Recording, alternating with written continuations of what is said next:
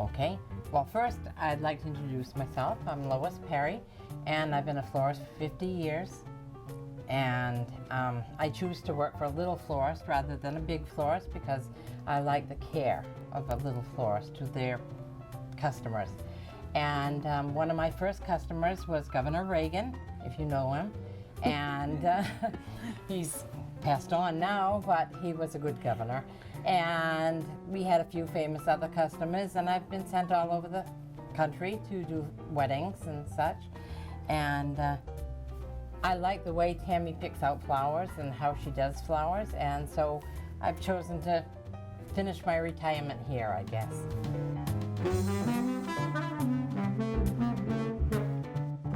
Some of the things that you should know about flowers is that it's the bacteria in the water that kills the flowers, not what you put. Some people used to put aspirins, some people used to put 7-Up, some people used to put bleach, and all those things are just to kill the bacteria. The sugar in 7-Up feeds the flowers, and the carbonation tends to keep the bacteria from growing. But if you change the water every day, you'll do the same thing, and you'll keep the flowers. Flowers always have to have a fresh cut. Whenever you receive a flower, if it's been out of water, it needs a fresh cut. It'll seal itself off, and it'll never take water again. And so make sure to make a fresh cut, and the more surface that you expose, the better you are. So you want to do a triangular cut on them and cut them underwater if you can, and if you can't, get them right in water so that they'll absorb.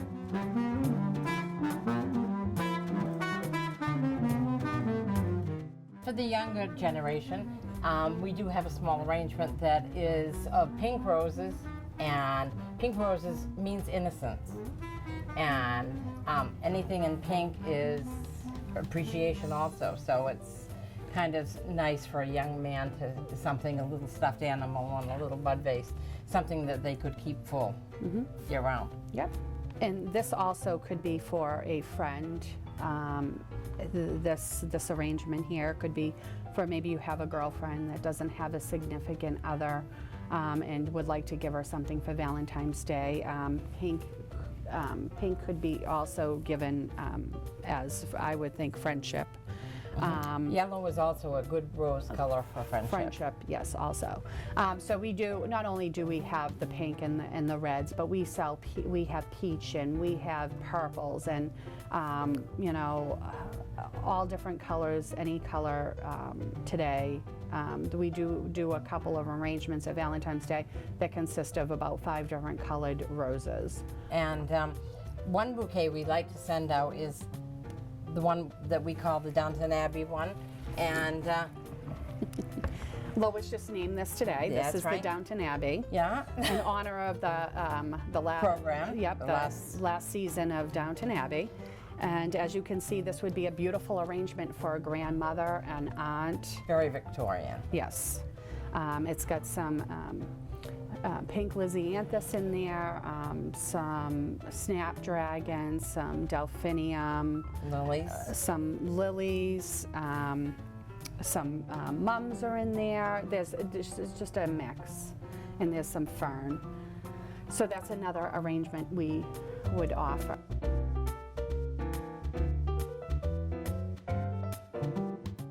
Well, a traditional bouquet is the red rose bouquet, and all men know red roses mean love. So it can be 1 rose, it can be 3 roses, or it can be a dozen roses. Or in some case, 2 dozen roses. So what, 5 dozen? Mm-hmm. Yes. We do, just to tell you, we do doghouse arrangements too. And that's usually 2 dozen roses. Yes.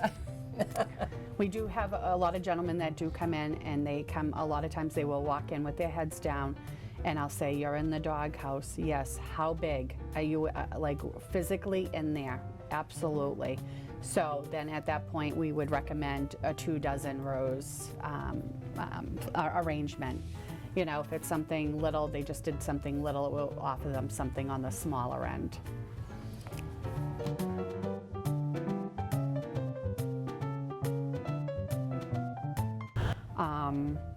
every year since I've been here, and I believe this gentleman has called in previous years, he requests, he has a little bit of a crazy request as he says it. He has a girlfriend that is a princess, and he buys her pink roses, and they are dipped in glitter. And the glitzier the better. So that's for a more, Specialized. yeah, and we're talking about children, they're in their 20s, early 20s. So I'm sure I'll be getting a phone call from him real soon. And as he says, the princess, I need to get her flowers, and when he says it, I know who it is. So, and we will do that. I've sprayed roses with, we have instead of dipping the roses in glitter, I can do a spray mist of just a light glitter. See, a lot of people like that also. That's only if they ask. It's not something I will keep in my cooler. So that's kind of made to order. But that's also. something about the local florist, and Yeah. understanding your customer.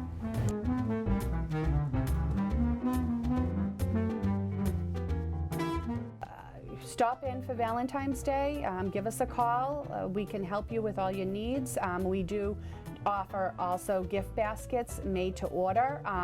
We can personalize them for you.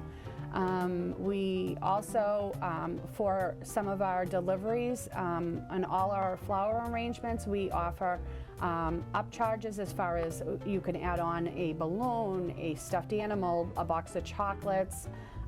We have a package that offers all of that, including the flowers, and also a day at the spa. So if you give us a call, we can, we'll help you with it, seeing what what your interests are, and what you're looking for. We have personalized service, and I do want to say that. We do care what we send, and we make sure to send out what you'd like. If not, then we'll talk to you about it and do something special for you. And we also do, we have Mother's Day, and we have Easter and Mother's Day coming up. And, we do a lot of funerals through Peabody Funeral Home. So, we cover everything. we are a full-service Yes, florist. full service florist.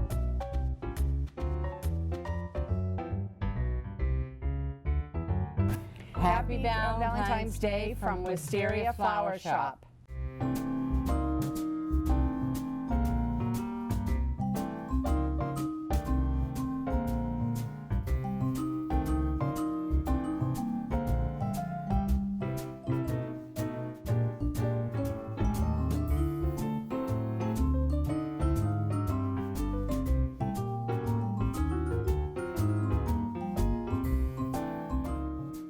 Thank you so much for having us into the Drinkery today. Welcome, Kate. Welcome. Thank you. So I'm guessing Valentine's Day must be one of your busier holidays. It certainly is. People, it's a romantic time that you attribute chocolates and wines and roses and decadence and a little bit of spoiling. So if a customer is coming in looking for a gift bottle of wine, is your staff available to answer questions for them, help them Most choose? certainly. Absolutely, absolutely. And you don't have to be intimidated. That's what I love about this place. And that's what I loved about this place before I even started working here. You just come in and you see all this and it's overwhelming, but you just talk, and it's like, well, what do you like? And what have you had? And, Very and welcoming. you find something comparable to what, and then you can always, we have like our most popular wines and beers that people buy all the time. So like those are go-to ones. But yeah, we try to give the best advice we possibly can. There's not much in here that we haven't tried. Learned. Learned. Yes. So Evolved. Some Evolved. of our styles have learned, Yeah. I like this, and then moved to something else. right. Knowledgeable staff. Very nice. We try. So what are some guidelines when picking out, for the wine novice, picking out a red wine? What do you look for in a good bottle of, say, Cabernet? What are you looking for? Is it... Well, again, what Donna was kind of talking about, you say, well, when you are looking for a Cabernet, are you interested in something that is more dry or has more fruit? So if I like something that is a little bit more dry and Donna likes something a little bit more fruity, then we can kind of shift them towards actually something that you might not like this one because it has too much fruit or it has too much earth. So kind of personal. Personal. Yeah. Exactly. Listen to what they say, and then based on our personal preferences, we can gear them in the right direction. Because it's all subjective. Mm-hmm. It's Sure. hard. Just because I like something doesn't mean you're going to like something. Right.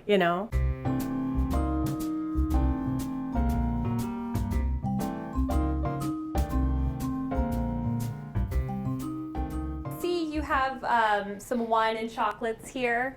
So I thought we'd take a look at some of these. So we have dark chocolate, is that right? Is that Dark chocolate, and with chocolate, you can have different percentages of cocoa, certainly significantly higher, the most bitter, and then gradually go down to no cocoa. So we have a dark chocolate, milk chocolate with a little bit of, oh I yum. think these are stuffed with spirits, so Yum. that's also something, and then to end up with a white chocolate. Very nice. So what do you recommend pairing with the dark chocolate? What type of wine goes best? It's kind of the darker the chocolate, the darker the more robust. Okay. To the lighter, to sweeter, a little bit more. Incorporate some fruit with that because this is such a clean palate. But also then you can have a super duper rich, sweet dessert wine that can actually pair with anything because sweet goes with sweet. Okay, so say you would do maybe like a Cabernet with the dark chocolate. You could do a Cabernet with dark chocolate. With the darkest chocolate, you could do a Cab Franc, which is the Oh. biggest or the boldest. Okay. You could do something with spirits, go off on another tangent, a strong bourbon or whiskey, something that will complement the bitterness, but also help bring out sweetness in both the chocolate and your bourbon. Okay, and so So we yeah, do, the milk chocolate would be more of a Pinot Noir, maybe. Is You- that you could is do that lighter than a Cab? Is that right? lighter than a Cab. It is funny with milk chocolate, it's kind of in a gray zone because it has cocoa, it has sweetness, but a Cabernet might actually be too big, but a Pinot might be too light. So there's no real rhyme or reason, and actually some experts say you can't even pair. But Oh, we okay. like to do Well, whatever that we should be want to on. do. It's because it is such a sweet, decadent product that actually some wines just it's not sweet enough. So some people do just stick with a standard dessert wine. But we love wine and we love chocolate, so why can't you have both together?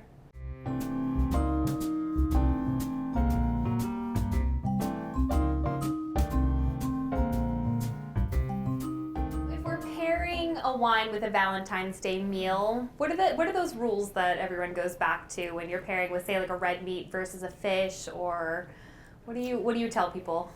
Well, it always used to be red wine with steak and white wine with chicken and fish. Yep. So it has evolved because we're also seeing a lot more styles of wines, and we're also seeing people that enjoy something that is very dry, but then somebody who does not. So rule of thumb has evolved a little bit, just like chocolates with your food. Certainly the more rich the meat, a red meat or a greasy duck, which is delicious. Oh, You're yum. gonna Yeah. Really good. a drier red, just because they can handle each other and they can respect each other and flavors. And then you move down to your fishes or your chickens.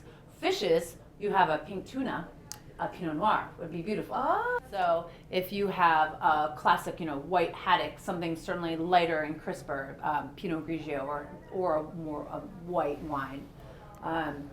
But also, if you have, to make it really complicated, say you have chicken, but you have a beautiful tart cherry demi-glace. So then you could go whichever way you want. Well, I would prefer white wine, or you would prefer red wine. So, but again, you don't want to overpower your food with wine, and you don't want your food to overpower your wine. Yep. So those basic rules are They out the window. don't exist. Yeah. It's whatever you 2016 like. there. Right. Yeah, yeah. Do what you Come want. a long way. Do what you want. Do what you enjoy. That's very nice. Yep. Well, this was a lot of great information for the Valentine's Day customer, and thank you very Cheers. much for showing us.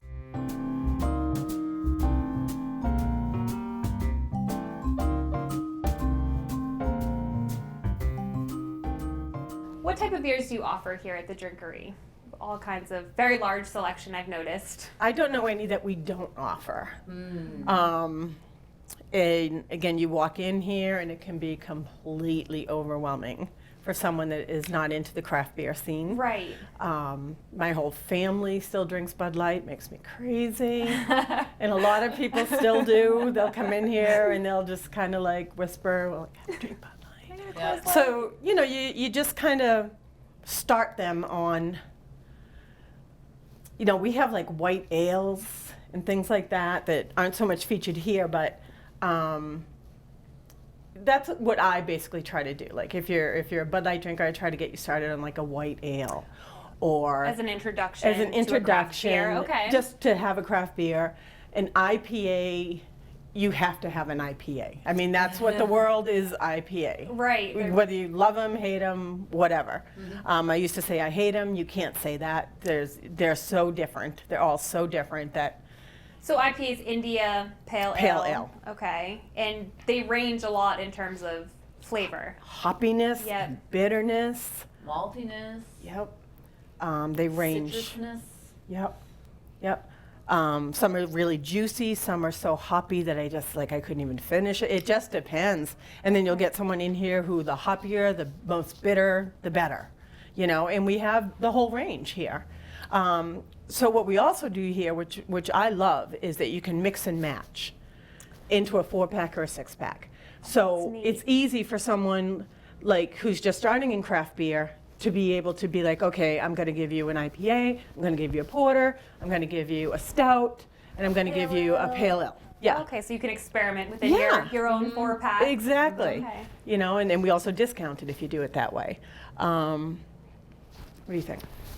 Yeah, definitely. So you can, we focus on hyper local. We love to support our local breweries because, you know, it's all about Derry. Yep. All the way across, you know, then you go up to Vermont or find some more spots in New Hampshire, go to Connecticut, Midwest, all the way to Belgium. New England has a really great craft beer scene going on right They now. certainly There's a do. lot of options. It's- Lots of options. It's been a lot of fun. It really is. You Yep. do wild ales, sours. So that's a big scene as well, that they're finally kind of gaining popularity over here on the East Coast. Yep. And you have one of those here, right? We do. The lambics are sours. It's a style that originated in Belgium, and the wild yeast and the Brettanomyces, and it brings out the tartness in the fruit. And it's a lot of wine drinkers actually very much enjoy a sour beer because they're not enjoying the hop experience Right. as much. Oh, Let yeah, me it's a show you if different it's direction. enjoyable. Yes, we're gonna see how Donna feels about that. Test this one out. Mm-hmm.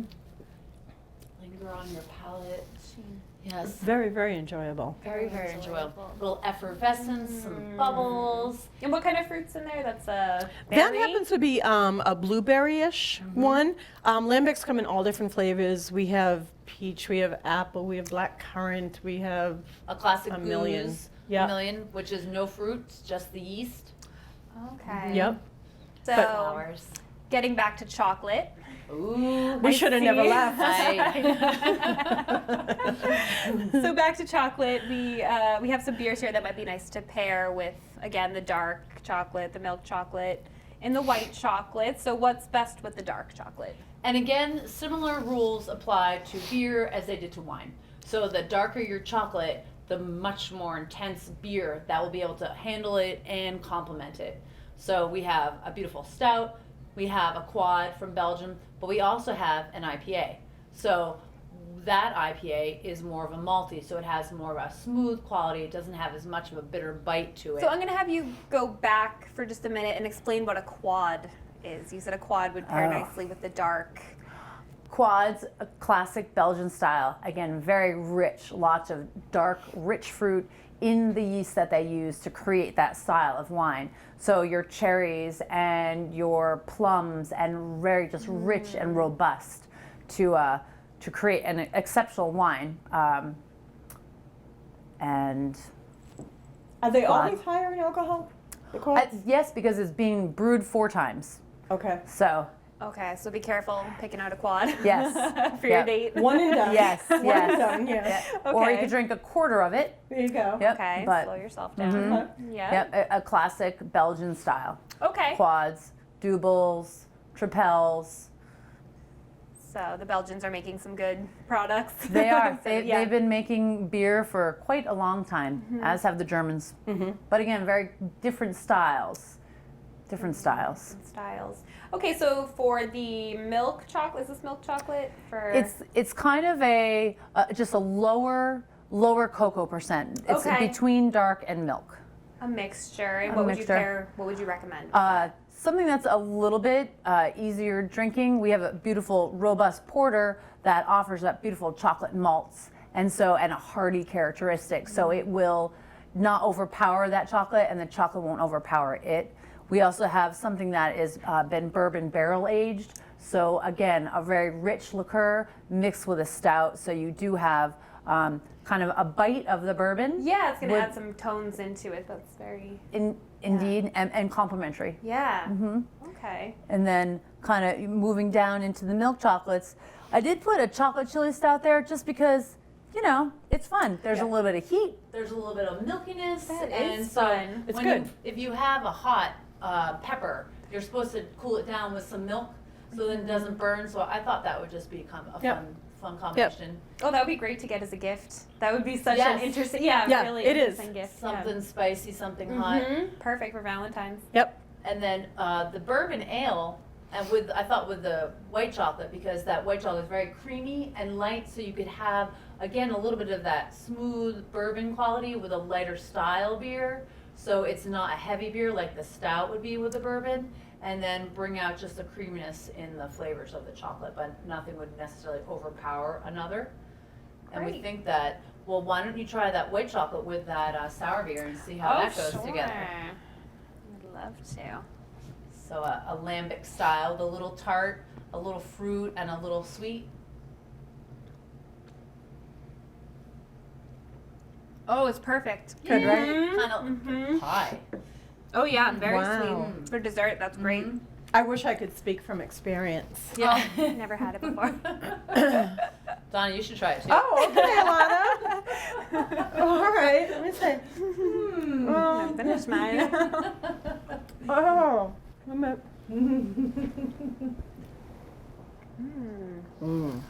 Flavor. seriously. Very That's nice. Very nice. Blend. Very nice. Well, this has been such great information for Yay. future customers to come in here. Good. Thank you so much, ladies. Thank you. Thank you.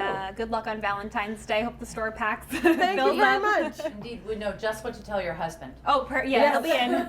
He'll be in. Indeed. If I'm lucky. All right, thank you. You're the luckiest.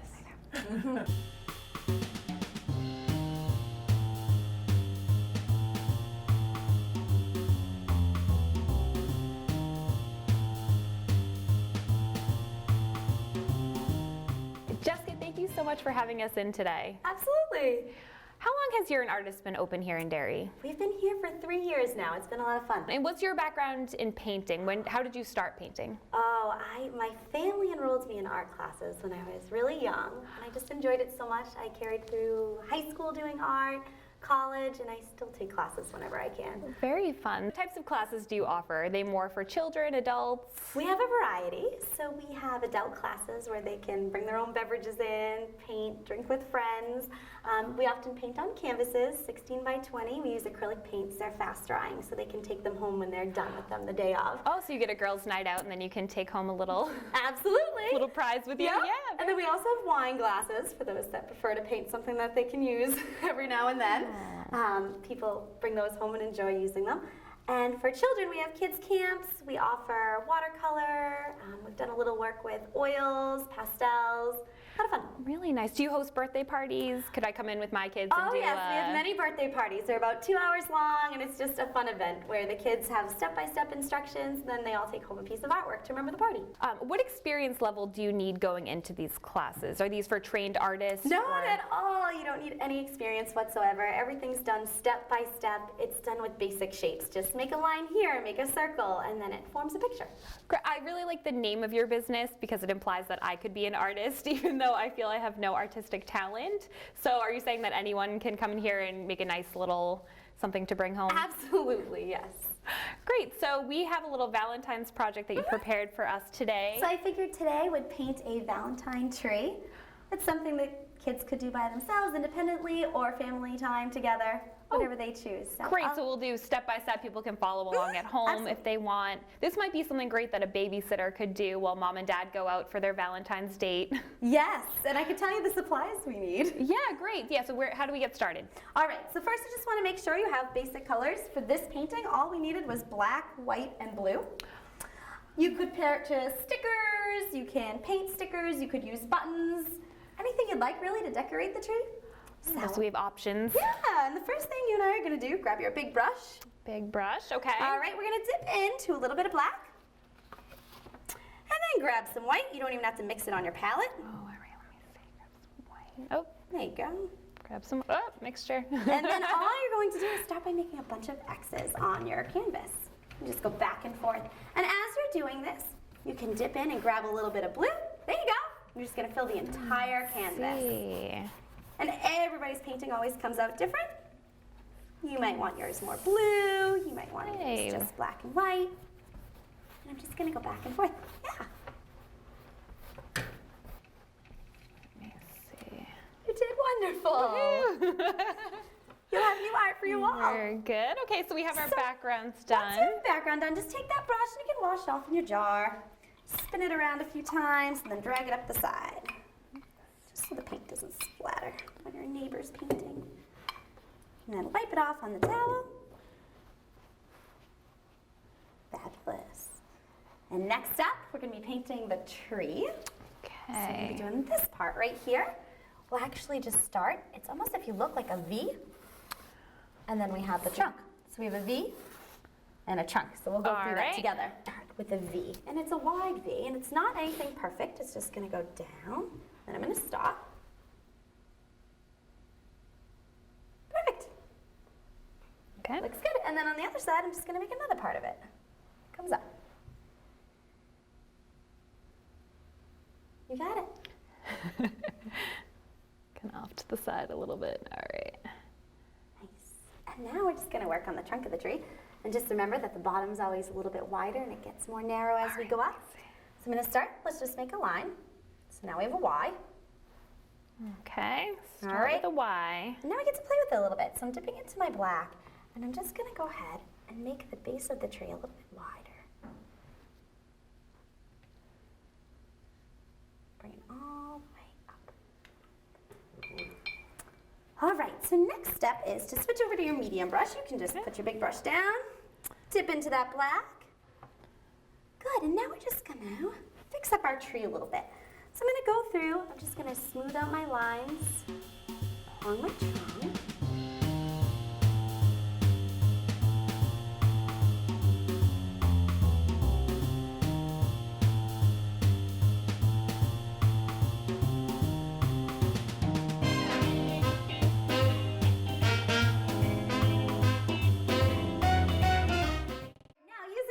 We need to add some more branches. We're gonna have this branch right here. Just comes up and over. So I'm gonna go ahead and create a little branch that comes up.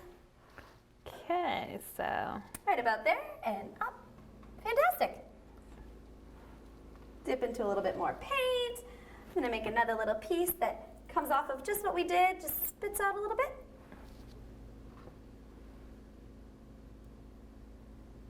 You got it. You're doing great. All right, and then dip into your black. Have you ever done this before? No. Okay. And then dip right into your black. And you're going Alright. to come on the other side, on the left. We just need to fill in this area a little bit, so I'm just going to create a branch that comes out. You got it. Nice work. And now I'm just going to build off of that branch. I'm going to add another piece.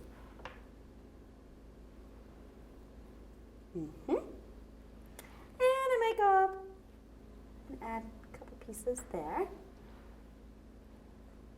A Y.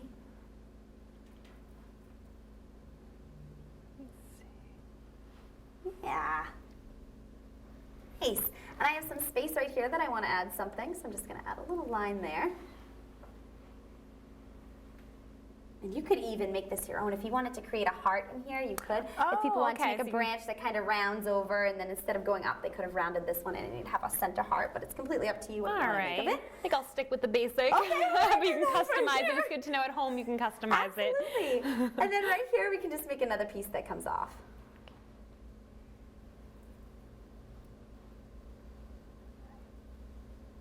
You got it. And now we just add life to it. A branch over here. Little random ones. Mm-hmm. Yeah, so you can go through and see where you think you'd like to add a few branches.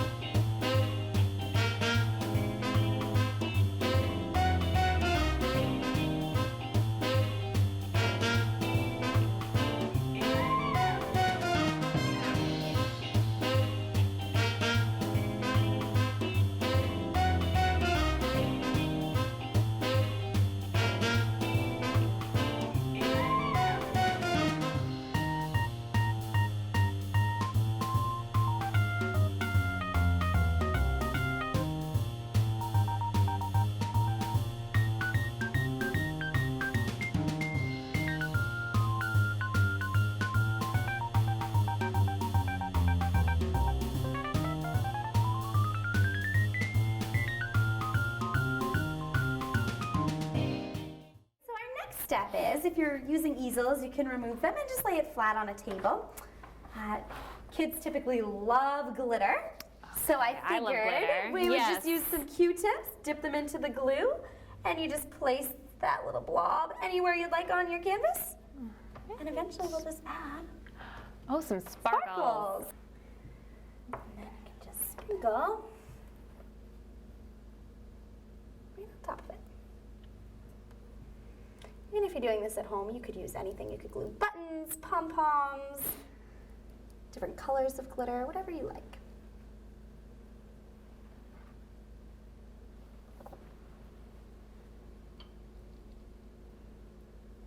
This is fun.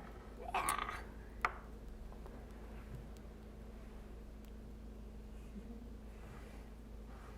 Go. Okay. Plop it on there. More glitter. Love glitter. As much as you have. Absolutely. And then I just give it a little shake. And then since when they are, so you can just dump it on the floor. At Good thing home, you about- might want to put it in a container I was or going to say, something. good thing about being in a Yeah. studio. Oh, pretty. Yeah, now you get some glitter Oh, I flakes. love it. And then, next step, stickers. Stickers. Absolutely. And again, you don't have to use stickers at home. You could paint the hearts. You could do whatever you'd like, but kids typically love stickers. Easier for all, different age groups. Absolutely. Just Probably take it, different. find a spot where you'd like to put it on a branch, and pop it down.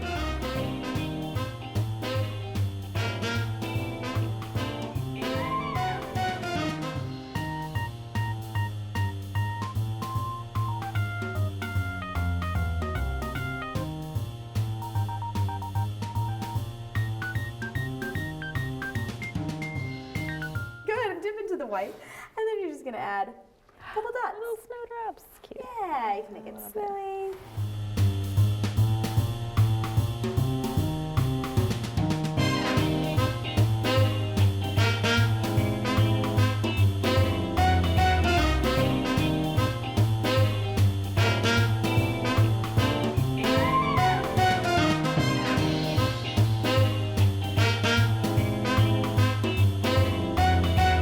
The last step, of course, is to sign. Oh, Yeah, I usually like to sign in the bottom right hand or left hand corner. You Great could do your initials, your idea. famous signature, whatever you would like.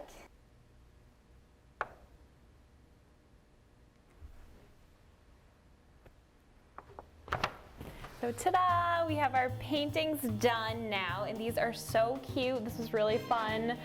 Obviously, yours came out a little better than mine, but for a first effort. In my eyes, I bad. think yours is wonderful, and I would definitely hang this up. So enjoy your new artwork. Thank you. I would definitely be back. Yes, Really and fun. we have a website with all of our events on it. It's www.youranartist.com. Awesome. Well, thank you again so much, and happy Valentine's Day. Thanks for coming in. Thanks.